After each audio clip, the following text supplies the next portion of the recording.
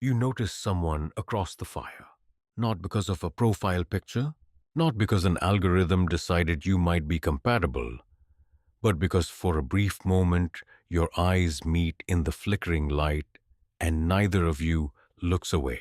That tiny moment would have felt familiar to your ancestors for hundreds of thousands of years, long before cities, long before writing, and long before anyone could send a message across a screen.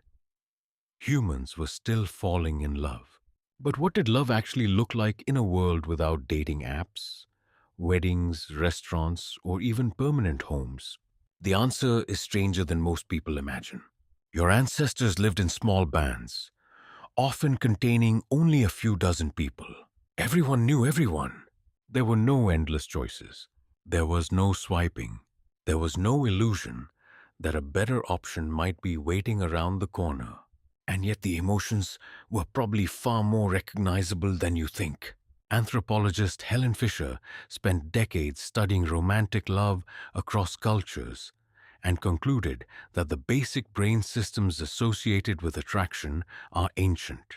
The chemicals may have scientific names, but the experience is simple. You think about someone constantly. You want to be near them. You notice details nobody else seems to notice. Sound familiar? Those feelings are not modern inventions. They are part of a biological toolkit shaped over immense stretches of human history. But attraction alone was never enough. For most of prehistory, survival depended on cooperation. Finding food was difficult. Children required enormous amounts of care. Injuries could become deadly. A strong relationship was not merely emotional, it was practical. This is where ancient love begins to look very different from modern romance. Today, many people imagine love as a private connection between two individuals. For your ancestors, relationships existed inside a community. Everyone watched, everyone noticed, everyone cared about the outcome. Why? Because a stable partnership affected the survival of the entire group. Researchers studying modern hunter-gatherer societies have found that food sharing, cooperation, and social bonds are deeply connected. The work of anthropologist Richard Lee among the Jew/Hwanzi people of southern Africa revealed how strongly communities depended on sharing resources. A good partner was not simply attractive. A good partner was reliable. Could they contribute? Would they share? Could they be trusted during difficult times? These questions mattered every single day. Imagine a typical evening roughly 40,000 years ago. The sun disappears below the horizon. A campfire crackles. Children drift towards sleep. The smell of smoke hangs in the air. People tell stories. They laugh. They exchange news. Somebody glances at somebody else. A joke lasts a little longer than necessary. A smile appears. A smile returns. Love rarely arrived with dramatic music. It often began through repeated contact. Psychologists call this the familiarity effect. In plain English, people tend to grow closer to individuals they encounter regularly. For ancient humans, that meant attraction often developed naturally through daily life. You gathered food together. You traveled together. You survived together. Every shared experience added another layer of trust. And trust was incredibly valuable. Human children are unusual. Compared with most animals, they remain dependent for a very long time. Anthropologists sometimes describe humans as cooperative breeders. That sounds technical. What it really means is that raising a child often required help from many people, not just parents. Grandparents helped, siblings helped, friends helped. The entire group contributed. Love therefore existed inside a larger network of relationships. Choosing a partner was never just about two people. It connected families, friendships, and future children. Would ancient humans have experienced heartbreak? Almost certainly. The archaeological record cannot preserve emotions. It cannot fossilize a broken heart.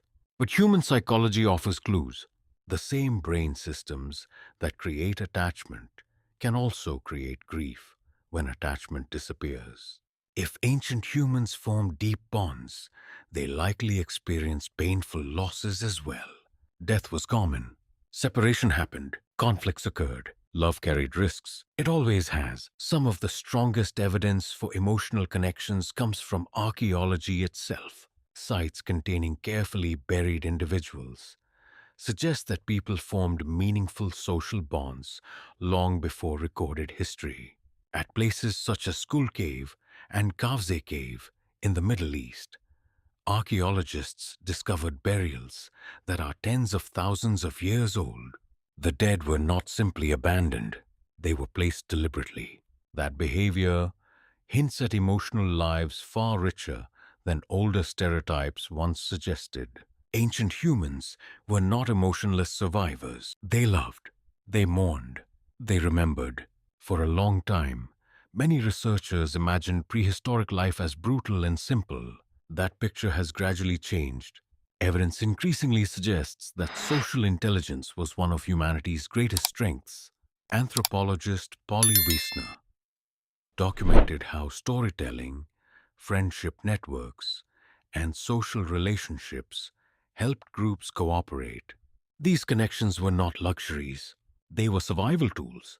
Love may have been one of the most important tools of all. Here is the surprising twist.